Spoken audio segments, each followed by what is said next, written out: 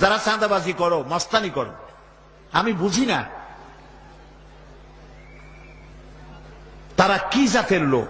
গায়ের রক্তটা কিসের? মানুষের রক্ত না পশুর রক্ত? চাঁদাবাজি করতে যাও কি জন্যে?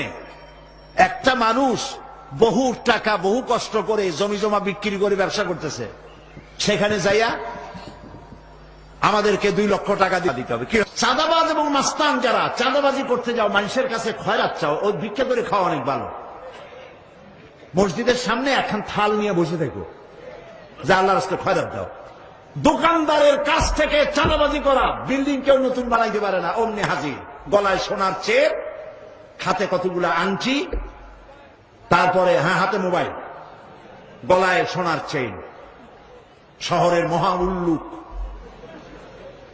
জানোয়ার বলতেছে এখানে ইট ফেলাইতে পারবে না, রড দিতে পারবে না আমাদেরকে সান্দানা দিয়া। এটা কি মানুষ? বলেন মানুষ? এরা মানুষের সন্তান? এরা জানোয়ার, পশু। চাঁদাবাজ এবং মাস্তান, সন্ত্রাসী, ইসলামে এদের কোনো স্থান নাই।